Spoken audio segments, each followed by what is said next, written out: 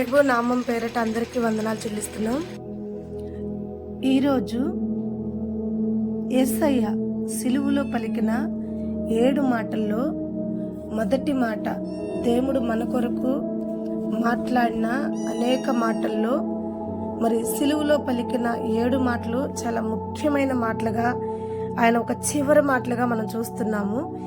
ఈ చివరి మాటల్లో మొట్టమొదటి మాట మనం చూస్తున్నట్టుకుంటే లోకాసు వార్త 23వ అధ్యాయము 34వ వచనంలో ఆయన పలికిన మొదటి మాట ఏంటంటే, తండ్రి వీరు ఏమి చేయుచున్నారో వీరు ఎరగరు గనక వీరిని క్షమించండి అని చెప్పి తన తండ్రిని వేడుకున్నట్టు ఈ మొదటి మాటలో మనకు తెలుస్తుంది. ప్రియమైన బిడ్డలారా, ఈ లెంట్ డేస్ శ్రమల కాలంలో, ఈ గుడ్ ఫ్రైడే సందర్భంలో, ఈ పండగ నిమిత్తం మనము దేవుణ్ణి శ్రమల కాలాలుగా ఎంచుకుని ఆయన శ్రమలను జ్ఞాపకం చేసుకుంటూ, అలాగే మనకున్న శ్రమలన్నీ కూడా దేవుడి వద్ద చెప్పుకుంటూ ఆశీర్వాదంగా మన జీవితాలు ఉంటున్నాయి. కాబట్టి అయితే మన జీవితంలో మనము కూడా అనేకరిని క్షమించే విధంగా ఉండాలని, దేవుడు నన్ను పోలే నా బిడ్డలు నడవాలని దేవుడికి చాలా ఇష్టంగా పలికిన మాటలు 7 మాటలు, చివరి మాటలు ఇవి. అందరినీ పాటించమన్న మాటలు, అందరూ కూడా వాటి అనుసారంగా జీవించాలి. కాబట్టి దేవుడు ఎంత భయంకరమైన విషయంలో ఈ మాట అంటున్నాడో తెలుసా?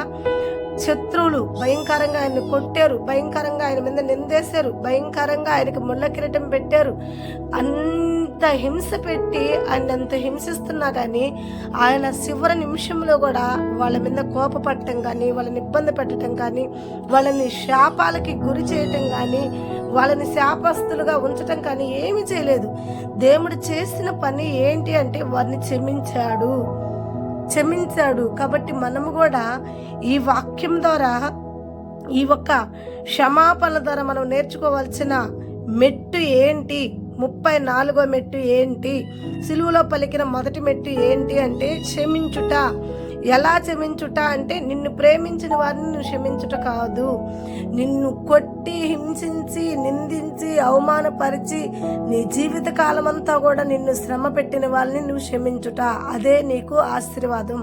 నేను క్షమించలేకపోతున్నాను కదమ్మా, ఇంత ఇబ్బందులు పెట్టారు కదమ్మా, వీళ్ళని నేను ఎలా క్షమించాలి అని అంటే, దేవుడి కన్నా మనం ఎక్కువైన వాళ్ళమేం కాదు. ఆయన చేసి మనల్ని చేయమంటున్నాడు, ఆయన చెప్పి మనల్ని చేయమంటలేదు, ఆయన చేశాడు. ఎంత హింసించిన వారిని క్షమించాడు మనం చూసాం కదా. దయచేసి ప్రియమైన బిడ్డలారా, సిలువలో పలికిన మొదటి మాట మీ అందరికి కూడా చెప్తున్నాను, తండ్రి వీరేమి చేయుచున్నారు వీరి వెరగరు గనక వీరిని క్షమించండి. అలాగే మనము కూడా మన ఎడల వాళ్ళు ఏం చేస్తున్నారో, మన ఇలువ, మన ఒక ప్రేమ తెలియక వాళ్ళు మనల్ని ఎంతో శోధించి, ఎంతో బాధ పెట్టి, ఎంతో మనల్ని అవమానపరిచి ఉంటే తప్పకుండా వాళ్ళని క్షమించు. ఎందుకంటే ఒక దినమున ఆ క్షమాపణలకు తగిన బహుమతి దేవుడు వద్ద నుంచి నువ్వు పొందుకుంటావు. నువ్వు అర్థం ఎప్పుడూ కావు. కాబట్టి ఈ మొట్టమొదటి ద్వారా మనందరం నేర్చుకోవాల్సిన విషయం ఏంటంటే, జీవం కలిగిన దేవుడే చెప్పిన మాట, ఆయన చేసిన పని. కాబట్టి మనము కూడా ఆ పని చేద్దాం. మనము కూడా అనేకరికి చెప్దాం, క్షమించండి. ఎందుకంటే మన క్రీస్తుని పోలే మనం కూడా జీవించాలి. తప్పకుండా ప్రియమైన బిడ్డలారా, ప్రతి శత్రువుని క్షమించండి. దేవుడే చెప్తున్నాడు, ఎన్ని మార్లు క్షమించాలయ్యా, ఏంటయ్యా క్షమించేదని చెప్పి పేతురు పోయి దేవుడితో మాట్లాడినప్పుడు, అయ్యా క్షమాపణల గురించి మాకు చెప్తున్నావు, అయితే ఎన్నిసార్లు క్షమించాలి, దాన్ని కూడా ఒక లిమిట్ ఉందా, అన్లిమిటెడా చెప్పు అని అన్నప్పుడు దేవుడు అంటున్నాడు, లిమిట్ అనేది దానికి లేదు, అన్లిమిటెడే. అంటే తరచు నువ్వు క్షమిస్తూనే ఉండాలి. 7 మార్లు అయితే లిమిట్, 77 మార్లు అయితే అన్లిమిటెడ్. కాబట్టి లిమిట్ అనేది కాదు. నువ్వు ఎప్పుడు వాళ్ళు తప్పు చేసినా ఆ తప్పును బట్టి వాళ్ళని క్షమిస్తూనే ఉండాలి అని పేతురుతో దేవుడు చెప్పాడు. ఈరోజు మనకు కూడా చెప్తున్నాడు. ఎంతవరకు వాళ్ళని క్షమిస్తామమ్మా, ఎంతవరకు వాళ్ళని భరాయిస్తామమ్మా అంటే, అది నా మాట కాదమ్మా, దేవుడు చెప్పిన మాటే. దేవుడే క్షమించమంటున్నాడు, దేవుడే చెప్తున్నాడు. లిమిట్ అనేది లేదు, అన్లిమిటెడ్ అని చెప్తున్నాడు. కాబట్టి నువ్వు ఒక్కసారా 2 సార్లను లెక్కేసుకుంటే కాదు, నీ బతుకు దినములన్నీ కూడా నీ శత్రువును నువ్వు క్షమించు. దేవుడే చూసుకుంటాడు, ఆ పైన దేవుడే నీకు సహకారుడుగా ఉంటాడు. నీ శత్రువులతో దేవుడే పోరాడతాడు. నువ్వు క్షమిస్తే దేవుడు యుద్ధం చేయగలుగుతాడు.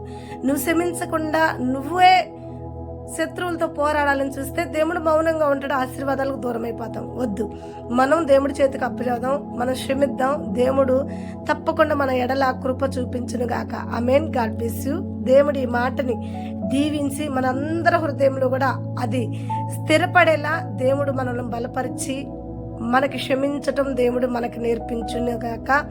నేర్పించిన ఆ మాట ప్రకారం మనం జీవించుదుం గాక. God bless you.